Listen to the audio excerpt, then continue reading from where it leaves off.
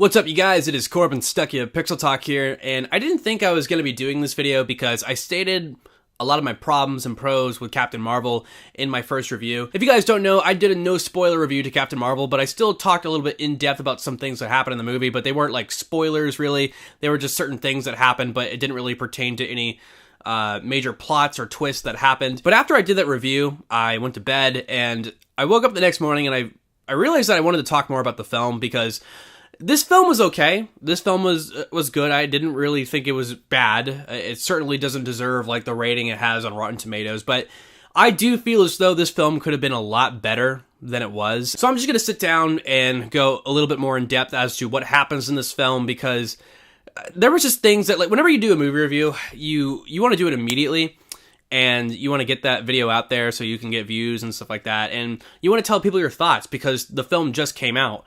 But you know, the price for doing that is you might forget certain things, and also when you're doing like a no spoiler review, there's some things that you really cannot talk about. So I want to go ahead and just talk in depth about this film and some things that happen, because there's actually a lot more script complications than I realized after just kind of just sitting down and thinking about the entire film.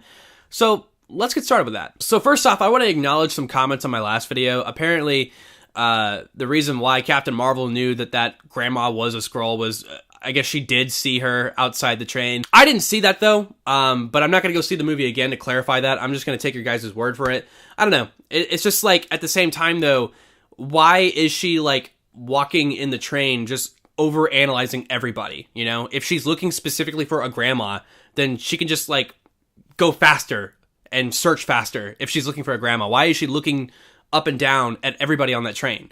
That was my thoughts on that. But I mean, if she saw the grandma when she was entering the train, so be it. I just didn't see that shot where she saw the grandma. Just wanted to acknowledge that. Just wanted to tell you guys, I do read the comments. My major issue, and if we're going to be talking about spoilers, this is something that obviously I could not really talk about in my spoiler-free review, were the Skrulls. So it's actually revealed that the Kree are evil. That is comic accurate. And also, it's accurate within the MCU because Ronan the Accuser is the bad guy of Guardians of the Galaxy. So it makes sense that the Kree are evil, and I saw it coming from a mile away. But what I didn't see coming from a mile away were the Skrulls being the good guys. I didn't like this. As a comic book person, now I didn't mind it within the film. I thought it was like a really nice add to the movie. Like it gave a little bit more emotion and something to care about, but at the same time, as a comic book fan I've stated that I read Secret Invasion when I was a kid. That was the first comic event where I collected each single issue. I really liked Secret Invasion. I understand that there was a lot of controversy with that because there was a lot of things that they could have changed. Like, for example, Captain America died in 2007 in the comics, so they could have easily changed that by making that Captain America a Skrull. But they didn't do changes like that. That's all I'm saying. And kind of the same thing has occurred in this film too, where you have like these aliens that are presented, and you can do so much with the Skrulls.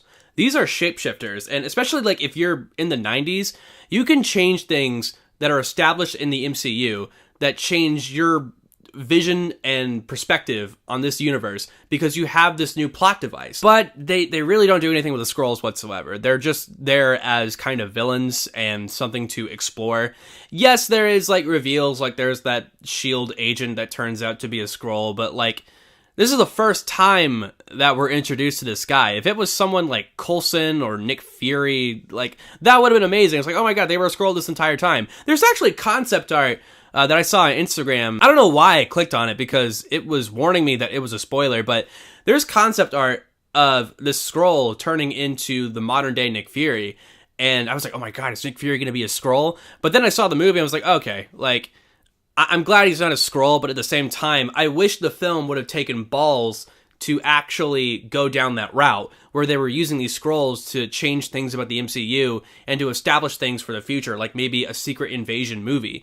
But what they did is they made the Skrulls good guys. They made them a peaceful race. And like I said, I don't mind it necessarily because, like, I do understand that the Skrulls could overcomplicate the MCU. Like, if you changed, like, characters, like, if you made Captain America a Skrull and he was in the Avengers, that would piss people off. I totally understand that completely. But still, if they were to do something as equivalent to that, but not as high up like that would be very interesting. But they decide not to do that. And they really need to figure out what they're going to be doing after Endgame, because after Endgame, they don't have a threat. They don't have Thanos anymore, I'm assuming, at this point.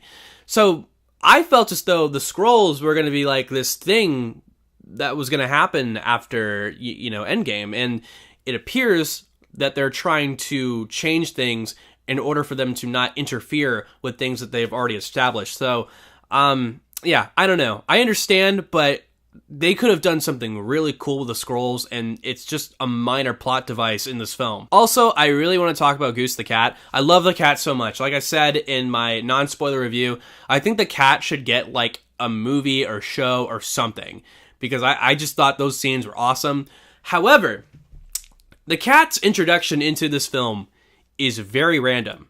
He's just there at this Pegasus base. I think that's what it's called, Pegasus. It's revealed, I think, in flashbacks that the cat was there at that base with Mar-Vell. I guess the cat came from Mar-Vell, from that ship and everything. But it's stated that the incident where Carol loses her memory and goes to the Kree home planet, that incident took place 6 years ago. So you're meaning to tell me that this alien cat that has the ability to sprout tentacle porn out of its mouth was at this military base for 6 years and didn't cause any trouble whatsoever? It didn't try to eat people? Well, I guess it maybe could have eaten someone if it was found out about, and it could have killed the witnesses. That's actually, that's a movie. That's a movie. But, it's super weird how, this cat was at this base for 6 years and nobody really knew about it. And just all of a sudden, it just appears in front of Nick Fury and Carol Danvers. I love the cat so much, but I do believe that, its introduction and the reasoning why it's there is a little flawed, if you think about it. Also, something I really want to talk about is Annette Bening. When you find out that she is a Kree, she is Mar-Vell. I understand why they did that. They wanted to create a good female figure for Carol Danvers. I understand that completely. But they really missed an opportunity here. Like I said, I am on Instagram a lot, and I get my Marvel news from Instagram, basically. And I read a post where it said that they were having a really famous actor portray Captain Marvel. I was like, I'm excited about that, because I thought Jude Law was going to be Captain Marvel. And it's revealed in this film that Annette Bening is Captain Marvel. Or not Captain Mar-Vell, she is Mar-Vell. And I just felt as though this was a huge missed opportunity, because number one, you could be pleasing fans by having maybe a 4 to 5 minute scene of Captain Marvel in this film and bringing nostalgia to the fans and acknowledging that they do care about their source material.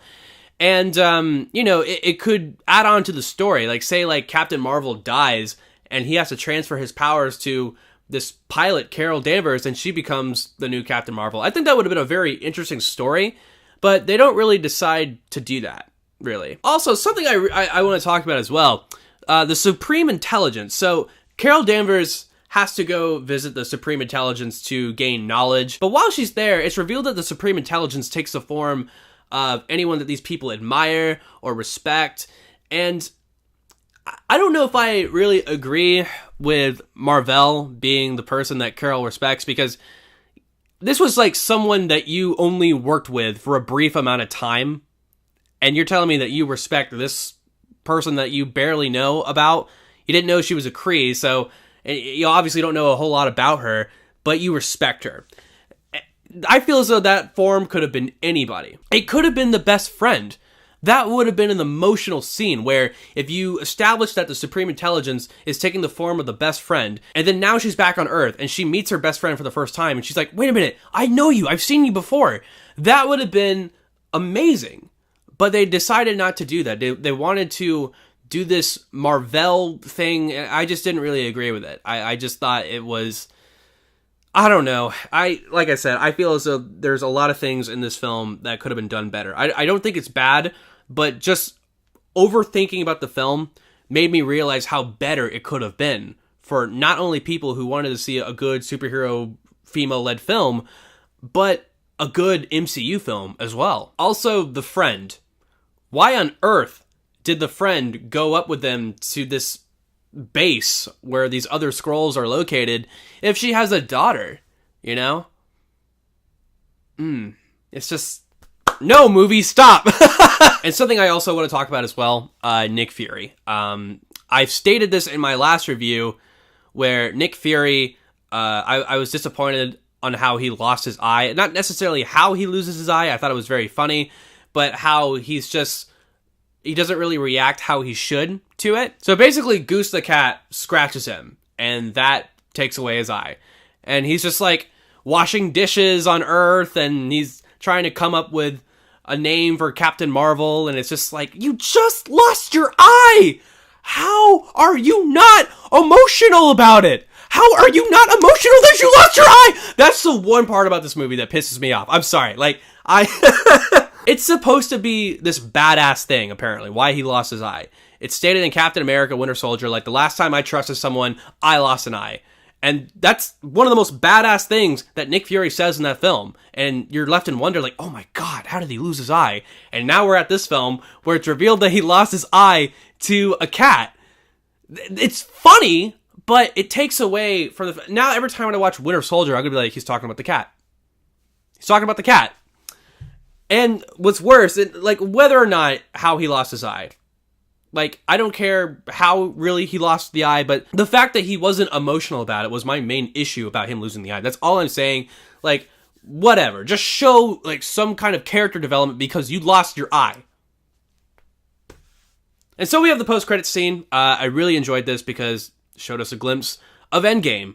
They're trying to figure out what this pager is that Nick Fury left at the end of Infinity War. They're trying to figure out, like, who's on the other line and if they called someone, and Captain Marvel's just there. However, so Endgame takes place 25 years after Captain Marvel. And Captain Marvel doesn't really look like she's aged, really. I mean, it looks like she's got some gray in her hair, but really, if you look at her face, it doesn't look like she's aged at all. I don't know. I don't know what they're doing. Maybe she time traveled or something like that, but regardless, I'm excited for Endgame, and I'm curious to see, like, her interaction between her and the Avengers and stuff. Like, I am very much looking forward to that. I think that's going to be a very interesting experience, especially, like, an interaction between her and Black Widow, who is also a prominent female figure in the MCU. Also, that last after credits scene where the cat just barfs the Tesseract. Sometimes I wonder why I stay after these films. I mean, it's funny, but overall, guys, like, I know this spoiler review makes it seem like I'm very negative towards the film. Honestly, this is just me nitpicking. But like I said, I think the film is fine. I think it is harmless, really. But my issues with it stand. Like, number one, it was just made for people to find out who Captain Marvel was. And number two, I just feel like they could have made this better with the source material that they have. And I don't know. It's just, those are my thoughts, my spoiler thoughts on Captain Marvel. Comment down below what you thought of this film, if you've seen it yet. Like this video, share it, and please subscribe to Pixel Talk if you haven't yet for more movie reviews, gaming content, and so on. Thank you guys so much. I am Corbin Stuckey, and this is Pixel Talk.